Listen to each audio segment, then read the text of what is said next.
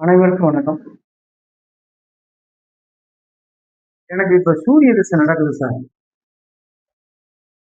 ஆனா, அரசு உத்தியோகத்துக்கு நான் ட்ரை ட்ரை பண்றேன். இன்னும் நடக்க மாட்டேங்குது. எங்க அப்பாவுக்கு வந்து பார்த்தீங்கன்னா, பிரச்சனையாவே இருக்கு. அ ஒரு கவுன்சிலர் நிக்கிறேன். ஜெயிக்க முடியல. அரசு சம்பந்தமான வேலைக்கு ட்ரை பண்றேன். ட்ரை பண்ண முடியல. ஒரு ஆளுமையாவே இருக்க முடியல. யாரும் நான் சொல்றத கேட்க மாட்டேங்கிறாங்க. சூரிய திசை நடந்துட்டு இருக்கு சார். எனக்கு மகர லக்னம்.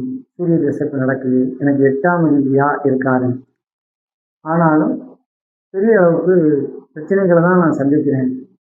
அப்படின்னு சொல்றவங்க நெறைய பேர் இருக்காங்க. சூரிய திசையே வந்து பார்த்தீங்கன்னா, காலபுருஷனுடைய 5வது திசை. சூரியன் வந்து ஒரு மனிதனுக்கு வந்து நல்லது தான் செய்வாரு. ஆனாலும் உஷ்ணத்தை கொடுக்கக்கூடிய கிரகமாக அது இருக்கும். சூரியன் வந்து உஷ்ணத்தை கொடுக்கக்கூடிய கிரகம். இப்ப உடல் ரீதியில சூடு சம்பந்தமான பிரச்சனைகள், மூலம் சம்பந்தமான பிரச்சனைகள், மர்மஸ்தானத்துல பிரச்சனைகள்,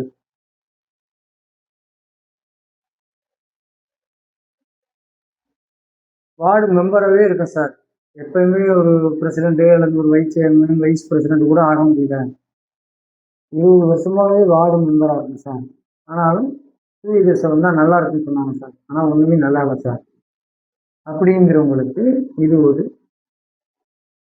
சின்ன பரிகாரம். இந்த பரிகாரத்த பண்ணனா, அவருக்கு இதெல்லாம் சூரிய திசை நடக்கும்போது நல்லா இல்லாதவங்களுக்கு சொல்ற பரிகாரம். அப்போ அவங்க என்ன பண்ணணும் அப்படின்னு பார்த்தீங்கன்னா, நல்லா இல்லாதவங்க கோதுமை ஞாயிற்றுக்கிழமை நாள்ல தானம். இப்போ வந்து சூரியன் வந்து மேஷத்துல இருக்கார் சார். உச்சம் பெற்றிருக்கார். ஆனாலும் சில ராசிகளுக்கு உச்சம் பெற்றிருந்தாலும் பெரிய அளவுக்கு நன்மையை கொடுக்க மாட்டார். இப்ப கன்னிகை எடுத்துக்குவோம். கன்னிக்கு 12க்குரியவர் உச்சம். அவர் 8ல போய் அவருக்கு 8ல போய் உச்சமாகுவார். 12ஆம் அதிபதி 8ல உச்சமாவது நல்லது. அது ஒரு மறைவு ஸ்தானாதிபதி மறைவுல உச்சம் பெறுவது நல்லது. வெளிநாடு வாழ்க்கையை கொடுத்துருவார். புரியுதுங்களா? அப்போ அதுலயும் பிரச்சனைகள் இருக்கு சார் எனக்கு. சூரியன் வந்து எனக்கு ஆகாதவரா இருக்காரு சார். ஆனா திசை நடக்குது சார். அதனால ஒண்ணுமே பிரச்சனை எனக்கு வந்து ஒரு பெரிய அளவுக்கு ஒரு வாசிப்பு இல்ல சார் அப்படின்னா, முதல்ல சூரிய திசை நடக்கிறவங்க ஆடுதுறை சூரியனார் கோவில் சென்று ஃபர்ஸ்ட் அங்கே ஒரு பூஜையை போட்டுரும். ஒரு அர்ச்சனையாவது பண்ணிட்டு பண்ணிட்டு வந்தீங்கன்னா உங்களுக்கு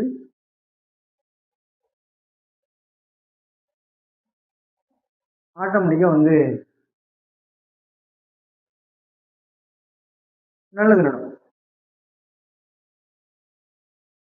மேஷத்துல இருந்தா அது உச்சம் பெற்றிருக்காரு அப்படின்ட்டு நீங்க என்ன பண்ணணும்? சூரியனார் கோவில், ஆடுதுறை சூரியனார் கோவில் சென்று வணங்கி வரணும். போகும்போதே கோதுமைய ஒரு சப்பாத்திய வாங்கியோ அல்லது சப்பாத்தியோ வாங்கி தானம் பண்ணிட்டு போயிடும். ரிஷபத்துல இருக்காரு சார் அப்படின்னா பிரதோஷ வழிபாடு பண்ணணும்.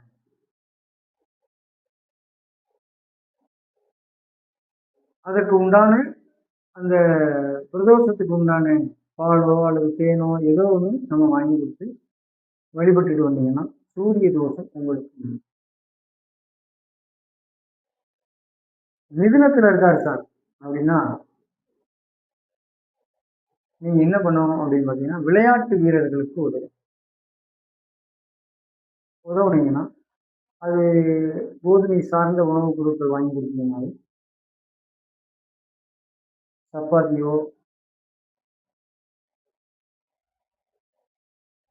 அல்லது ஆரஞ்சு ஜூஸு அல்லது சாத்துக்குடி ஜூஸு இதெல்லாம் வாங்கி கொடுத்தா மிதுனத்தில் உள்ள சூரியன் நமக்கு நல்லது செய்யும். கடகத்தில் இருக்கார் சார், அவங்களுக்கு என்ன சார் பண்ணணும் அப்படின்னா, நீர், அதாவது வாட்டர் பாட்டில் ஞாயிற்றுக்கிழமை வாங்கி தானம் கொடுக்கும். எல்லாமே ஞாயிற்றுக்கிழமை தான் கொடுக்கும். முதியோர் இல்லத்திற்கு வாட்டர் பாட்டில் வாங்கி கொடுக்கும் ஞாயிற்றுக்கிழமை தான். சிம்மத்தில் இருக்காரு சார் அப்படின்னா, குலதெய்வம் கோயிலுக்கு சென்று அவங்க அங்கே வந்து உங்களால் முடிஞ்ச உதவியை ஒரு ஆலய மணியோ ஒரு மணியோ வாங்கி கொடுக்கலாம். கொடுத்தீங்கன்னா குலதெய்வ அருள் உங்களுக்கு கிடைக்கும். கண்ணியில் இருக்கார் சார்னா பெருமாள் கோவிலுக்கு சென்று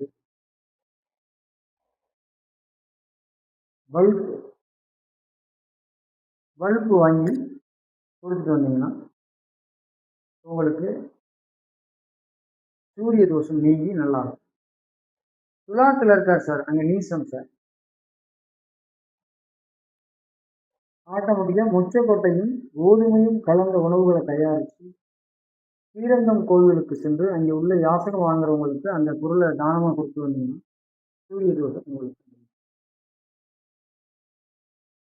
அடுத்து விருச்சிகத்தில் இருக்கார் சார், அங்கே என்ன பண்ணணும் அப்படின்னு பார்த்தீங்கன்னா, முருகன் கோவிலுக்கு சென்று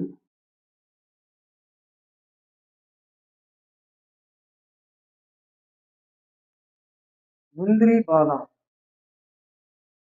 லட்டு இவைகளை தானம் கொடுத்துட்டு முருகப்பெருமான வணங்கி வந்தீங்கன்னா தோஷம் இல்லை. தனுசுல இருக்கார் சார், என்ன சார் பண்ணலாம் அப்படின்னா, கண்டிப்பா குலதெய்வம் கோயிலுக்கு நீங்க என்ன வாங்கி கொடுத்தாலும் அதை ஏற்றுக்கும். அதே மாதிரி சிவன் கோயிலுக்கு, சிவன் கோயிலில் உள்ள குருக்கு ஒரு முள்ளரும்பு நாள் மாலை, மஞ்சள் வஸ்திரம் இதெல்லாம் வாங்கி கொடுத்தீங்கன்னா கண்டிப்பாக வந்து சூரிய தோஷம் உங்களுக்கு. அதே மாதிரி மகரத்தில் இருக்காரு சார் அப்படின்னா, கண்டிப்பாக கடுமையான தோஷத்தை கொடுப்பாரு. அங்கே என்ன பண்ணணும், எள்ளு கலந்த உணவு, கோதுமை கலந்த உணவு ரெண்டையும் கலந்து திருநள்ளார் சனீஸ்வரர் ஆலயம் சென்று அங்கே யாசகம் வாங்குறவங்களுக்கு நீங்கள் கொடுத்து வந்தீங்கன்னா சனி தோஷம் உங்களுக்கு. கும்பத்தில் இருக்காரு சார் அப்படின்னா, திருக்கொள்ளிக்காடு சனீஸ்வரன் ஆலயத்திற்கு சென்று அங்கே பல்போ அல்லது டார்ச் இதில் ஏதாவது ஒன்று நீங்கள் அங்கே உள்ள ஐயருக்கு வாங்கி கொடுத்துருந்தீங்கன்னா சூரிய தோஷம். அதே மாதிரி மீனத்தில் இருக்கார் சார் அப்படின்னா, ஆலங்குடியோ திட்டை குருவோ கோவிலுக்கு சென்று மஞ்ச வஸ்திரம், பல்பு, கொண்டக்கடலையிலான உணவு, கோதுமை கலந்த உணவு இவைகளை தானம் கொடுத்து வந்தீங்கன்னா சூரிய தோஷம் உங்களுக்கு. இது வந்து எல்லாத்துக்கும், படிப்பாக இருந்தாலும் சரி, அரசு உத்தியோகமாக இருந்தாலும் சரி, இந்த திசை நடக்கும்போது எனக்கு தோஷமாக இருக்கு சார்ந்தவங்களுக்கு இது ஒரு பரிகாரம். ஆட்டோமேட்டிக்காகவே எனக்கு வந்து பிரச்சனைகள்லாம் ரொம்ப பெருசாக இருக்கு சார் அப்படின்னா ஒன்றும் இல்லை. முந்திரி, பாதாம், லட்டு, வெண்பொங்கல், மாம்பழம் இதில் ஏதாவது ஒரு பொருள் நீங்கள் தானம் கொடுக்கலாம். முந்திரி பாதாம் கொடுத்தாவே போதும், அல்லது லட்டு கொடுக்கலாம், அல்லது வெண்பொங்கல் கொடுக்கலாம், அல்லது மாம்பழம் கொடுக்கலாம். இது ஏதாவது ஒரு பொருளை தொடர்ந்து 7 வாரம் நீங்கள் கொடுத்துட்டே வந்தீங்கன்னா, அன்னதானம் தானமாக கொடுத்துட்டு வந்தீங்கன்னா சூரியனுடைய எஃபெக்ட்னஸ் வந்து உங்களுக்கு குறையும். அந்த கர்ம பதிவு கொண்ட நட்சத்திரத்தினுடைய பொருளை நம்ம தானம் கொடுக்கணும். இது சூரியனுடைய கர்ம பதிவு அஸ்வினி, ஆயில்யம், அனுசம், புரட்டாதி.